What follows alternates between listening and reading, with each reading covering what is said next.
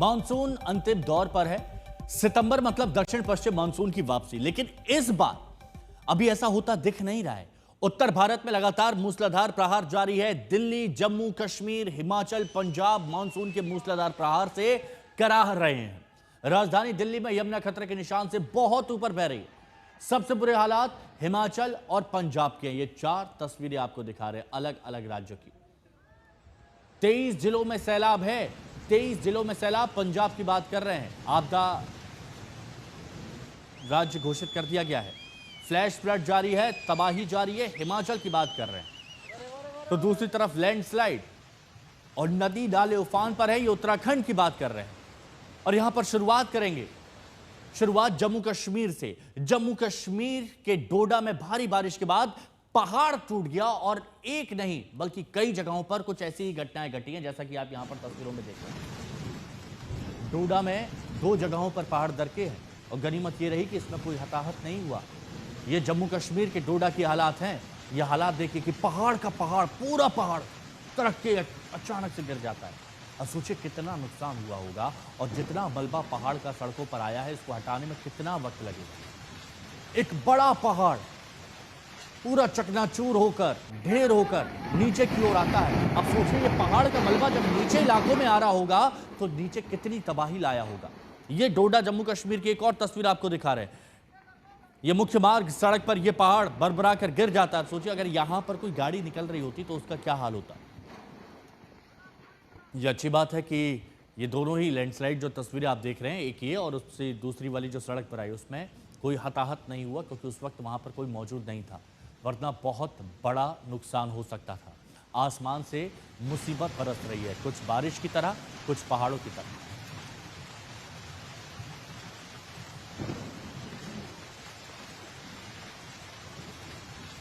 तो डोडा के बाद अब आपको रियासी की तस्वीरें दिखाते हैं। रियासी में भारी बारिश के बाद मुसीबत एक साथ आ गई। छोटे छोटे नाले उफान पर हैं। लोगों को नाला क्रॉस करने के लिए जेसीबी मशीन का सहारा लेना पड़ रहा है। जान जोखिम में डालकर एक जेसीबी से दूसरी जेसीबी पर चढ़कर नाले को पार किया जा रहा है। दरअसल रियासी की माहौर की 26 पंचायतों को जोड़ने वाला यह पुल, यहां पर पुल था, अभी आपको नहीं लग रहा होगा कि पुल कहां है, लेकिन यहां पर पुल था, वो 2 महीने पहले टूट गया था, जिसके बाद प्रशासन की तरफ से लोगों की आवाजाही के लिए अस्थायी जुगाड़ किया गया था। लेकिन मॉनसून इतना भयंकर आया कि वो रास्ता भी बह गया और अब लोगों को जान जोखिम में डालते हुए नदी को पार करना पड़ रहा है 2 जेसीबी की मदद से। अशरफ वानी हमारे सहयोगी इस वक्त हमारे साथ में जुड़े हुए हैं। अशरफ, अलग अलग जगह से तस्वीरें आ रही हो। जम्मू कश्मीर में तो हम देख रहे हैं इस बार बहुत भयंकर तबाही आई है, लोगों का जीना दुश्वार हो गया है। तो अब किस तरह के हालात है और कब तक राहत की उम्मीद है?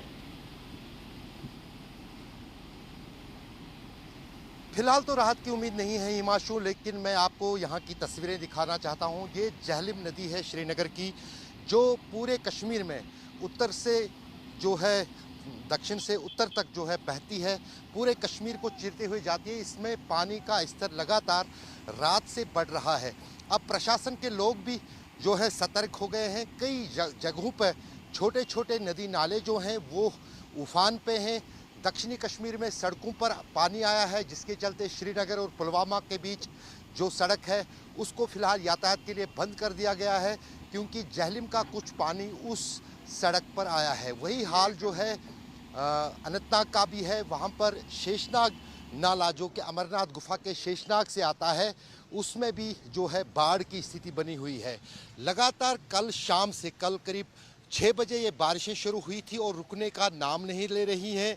श्रीनगर जम्मू राष्ट्रीय राजमार्ग पिछले 8 दिन से बंद पड़ी है और उस राजमार्ग पे जो है बीती रात भी कई जगहों पर, और देखिए हर जगह के कुछ ऐसे ही हालात है और उम्मीद भी नहीं है कि बहुत जल्द राहत मिल जाएगी। शुक्रिया अशरफ आपका हमारे साथ जुड़ने के लिए। और अब बात हिमाचल प्रदेश की कर लेते हैं। हिमाचल प्रदेश में अगले 3 दिनों तक भारी बारिश का अलर्ट जारी किया गया है।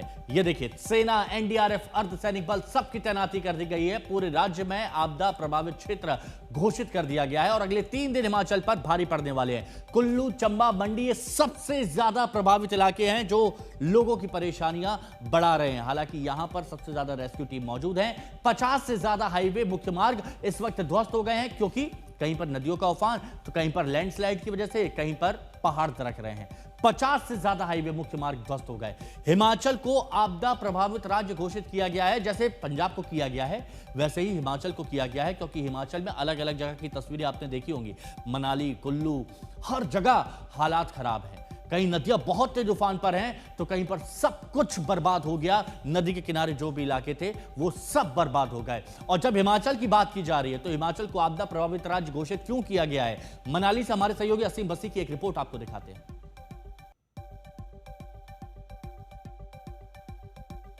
लगातार हो रही बारिश ने मनाली में हालात नाजुक बना दिए हैं। आप देखें कि लगातार बारिश हो रही है और ब्यास किस तरह उफान पर है। हम बिल्कुल ब्यास के ऊपर जो एक ब्रिज बना है वहाँ पर हैं और मैं आपको बता दूं कि यहाँ पर पानी बहुत कम था, लेकिन अब दोबारा जो है, क्योंकि 48 घंटे से जो बारिश हो रही है उसकी वजह से जो पानी है वो बढ़ गया है। लगातार इसका स्तर बढ़ रहा है और आसपास के जो घर हैं, दुकानें हैं, उनको खतरा बना हुआ है। और इस तरफ एक इंटरेस्टिंग, एक बड़ी तस्वीर है, क्योंकि आप देख सकते हैं कि पानी की मार कितनी है। ये एक मोटरेबल रोड दोबारा बना दिया गया था। पहले ये खराब हो गया था, बाद में इसको दोबारा ठीक कर दिया गया था, ये बन गया था। लेकिन अब जो कल से बारिश हो रही है उसने दोबारा भानू पुल के इस ब्रिज को तोड़ दिया है। सो उधर का जो एरिया है, चाहे कॉटेजेस हैं, कैफेज हैं, होटल्स हैं, सब वहाँ आइसोलेट हो गए हैं। आप देख सकते हैं कि ये पिछले 24 घंटे के अंदर ही टूटा है। ये बन चुका था, लेकिन ये पिछले 24 घंटे के अंदर पानी ने इसको दोबारा तोड़ दिया है। ये भानू पुल है मनाली का, जिसको कि पानी की मार लगी है और दोबारा आप देख सकते हैं ये फ्लड्स कितने दोबारा आए हैं कि ये पुल का एक हिस्सा ही तोड़ दिया है। भानू पुल से कैमरा पर्सन गुंजीत के साथ असीम बसी, आज तक। असीम बसी हमारे सहयोगी इस वक्त हमारे साथ में जुड़े हुए हैं। असीम, 2023 में जो बर्बादी हुई थी हिमाचल में, उससे ज्यादा इस वक्त बर्बादी देखी जा रही है। क्या राहत मिलने की उम्मीद है? किस तरह के हालात है वहां? डेफिनेटली, क्योंकि 2023 में जिन लोगों ने फ्लड्स देखे उनका मानना है कि 2025 में अब जो फ्लड्स आए हैं वो बहुत ज़्यादा आए हैं। लेकिन बड़ी मुश्किल इसलिए बनी हुई है क्योंकि बारिश लगातार हुई है। आप देख सकते हैं ये तस्वीरों में किस तरह ये ब्यास पुल के ऊपर ये भानू ब्रिज है जिसके ऊपर मैं खड़ा हूँ। इस ब्रिज को कल तक मोटरेबल रोड बना दिया गया था, लेकिन अब बुरी तरह, क्योंकि पानी बहुत ज़्यादा आ गया, आप देखिए बारिश रुकने का नाम नहीं ले रही है। इसके कारण जो है ये ब्रिज की कनेक्टिविटी आगे से दोबारा टूट गई है। अब इससे बिल्कुल क्रॉस करना मुश्किल है और नामुमकिन है। डेफिनेटली जो जहाँ तक एडमिनिस्ट्रेशन की बात की आपने, राहत कार्य किए जा रहे हैं। इस ब्रिज को हमने परसों ही देखा था कि जोड़ा गया था, यहाँ से गाड़ियाँ जा रही थी, लेकिन क्योंकि बारिश नहीं रुक रही है, पानी लगातार बढ़ रहा है, तो जहां जहां रेस्टोरेशन हो रहा है वो सारे ही इलाकों से जो है दोबारा रिपेयर वर्क करना पड़ता है क्योंकि वो टूट रहा है। सो बेसिकली जब तक बारिश बंद नहीं होगी, मुझे लगता है हिमाचल प्रदेश के लिए मुश्किल जो है वो बढ़ती रहेगी। हमने वो एरियाज देखे, कल ओल्ड मनाली में देखा, यहाँ पर देखा कि जो जो एरियाज रिस्टोर किए गए उसको दोबारा पानी ने यहाँ पर फिर से तोड़ दिया है। हाँ, और बिल्कुल ये बात कही जा रही है और इसीलिए हिमाचल को आपदा राज्य घोषित किया गया है। शुक्रिया असीम आपका हमारे साथ जुड़ने के लिए। अब एक और राज्य की बात कर रहे हैं जो आपदा राज्य घोषित हो गया है। बात पंजाब की कर रहे हैं। पंजाब के सभी 23 जिले बाढ़ की चपेट में है। पंजाब की सभी मुख्य नदियां, नाले, सब कुछ उफान पर है। ये हालात देखिए, ये पंजाब के हालात है।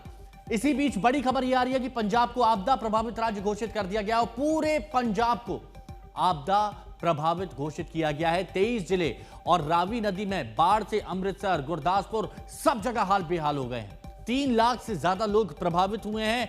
23 के 23 जिले बाढ़ प्रभावित है। तरन तारन, सतलुज और ब्यास नदी यहां पर उफान पर है।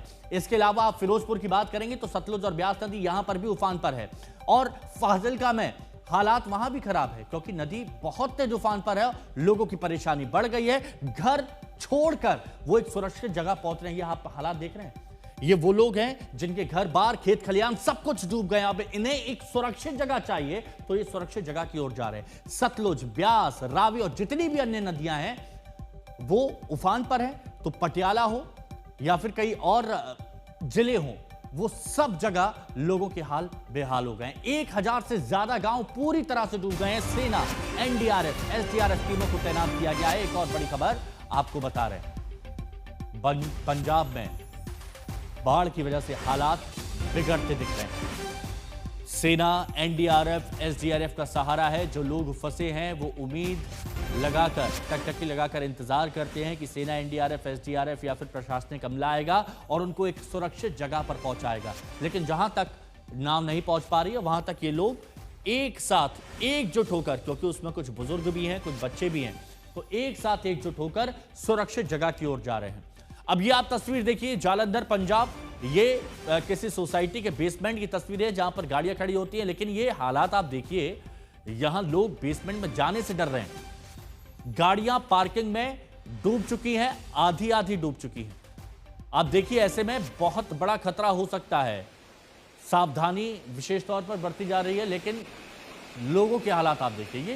ये बेसमेंट पार्किंग है जहां गाड़ियां खड़ी होती हैं, ऊपर लोग रहते हैं, लेकिन बेसमेंट में ये हालात हैं, तो सोचिए लोग कैसे डरे हुए होंगे इस वक्त। और ये एक जगह की तस्वीर नहीं है, ये अलग अलग सोसाइटीज, अलग अलग जगह की तस्वीरें हैं।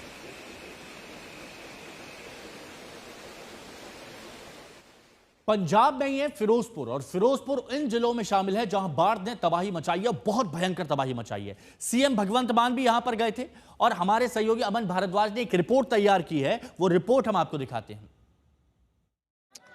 फिरोजपुर का गट्टी राजो के गांव है, जहां पर कल मुख्यमंत्री आए थे। आज लोगों के पास बोट आपको नजर आ रही है, हालांकि मोटर बोट नहीं है, और यहां पर मेडिकल कैंप भी लगाया गया है।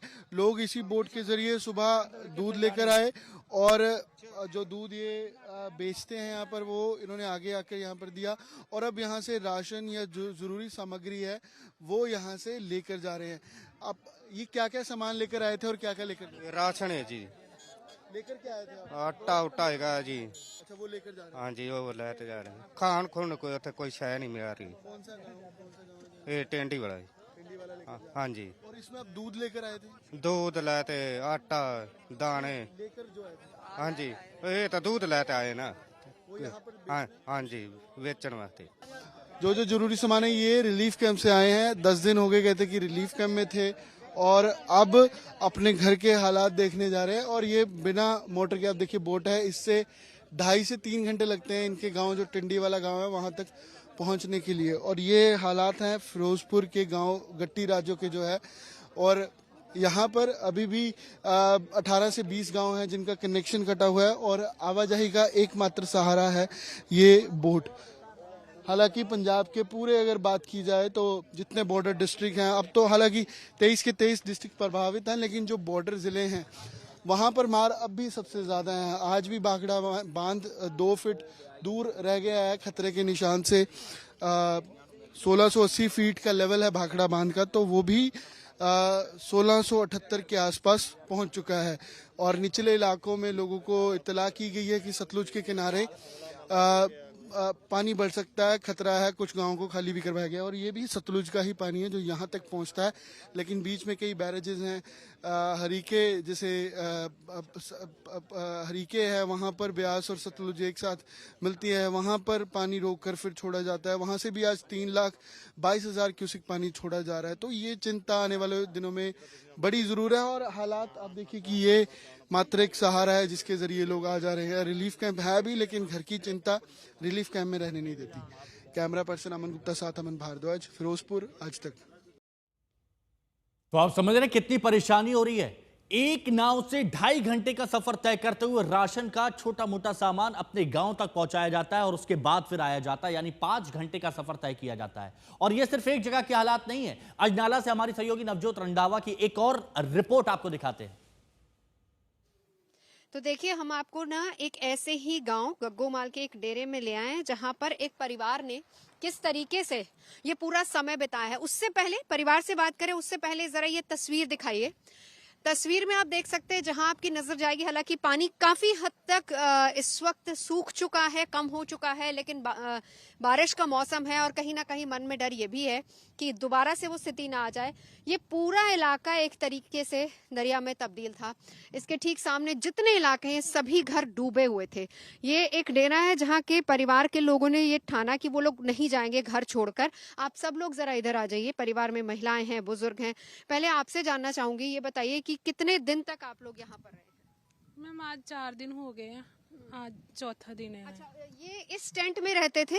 आप लोग इधर आ जाइए। ये इस टेंट में रहते थे, और ये छोटा सा तिरपाल वाला टेंट, जिसमें कितनी मंजी यहाँ पर आ सकती है?